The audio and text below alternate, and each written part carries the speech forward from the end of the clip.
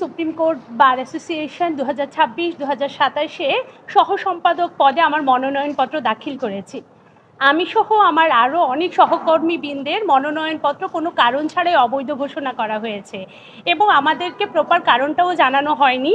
কারণ হিসেবে যেটা উল্লেখ করা হয়েছে যে আমরা যারা মুক্তিযুদ্ধের সপক্ষের শক্তি বা যারা মুক্তিযুদ্ধকে ওন করি তারা হচ্ছে মনোনয়নপত্র দাখিল করার জন্য উপযুক্ত নয়। কিন্তু আমরা এখানে বলতে চাই এটা একটা পেশাজীবী সংগঠনী নির্বাচন এবং আমাদের আইনজীবী সমিতি সেটা আমাদের বারের সদস্যদের টাকায় পরিচালিত হয়।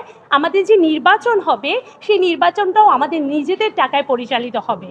সুতরাং যে একটা অরাজনৈতিক এবং পেশাজীবী সংগঠনের নির্বাচনে শুধুমাত্র রাজনীতির একটা ফেক দোহাই দিয়ে আমাদেরকে নির্বাচন থেকে বিরত রাখা এটা আসলে খুবই অন্যায়।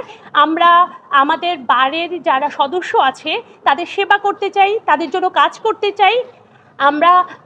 আমরা চাই আমাদের বারের যে সদস্যবৃন্দ আছে তারা ব্যালটের মাধ্যমে তাদের মতামত প্রকাশ করুক এবং আমরা সেই নির্বাচনে প্রতিদ্বন্দ্বিতা করে আমরা বুঝতে চাই যে আসলে আমাদের সদস্যরা চায় কি না আমাদেরকে প্রতিনিধি হিসেবে। এবং এই যে আমরা আইনজীবীরা শুধুমাত্র একটা সিলি কারণে আমাদের এই যে নির্বাচন থেকে বিরত রাখা হচ্ছে এবং যেটার কোনো যৌক্তিক এবং আইনগত ভিত্তি নেই। আমাদের সাথে আমাদের আরও যারা সহকর্মী আছে তারা কিন্তু প্রার্থী নয়, তারা সাধারণ মেম্বার এবারের, তারাও কিন্তু আমাদের মতো চায় যে এই নির্বাচনটা নিরপেক্ষ হোক। এখানে মোহিত ভাই আছে, দিবাপ আছে, ওনারাও আপনারা চাইলে আমাদের সাধারণ আইনজীবীদের কথাও শুনতে পারেন এবং আমরা চাই সবার উৎসবমুখর অংশগ্রহণে একটি নিরপেক্ষ নির্বাচন হোক, যে নির্বাচনে বারের সদস্যরা স্বতঃস্ফূর্তভাবে তাদের মতামত প্রকাশ করবে।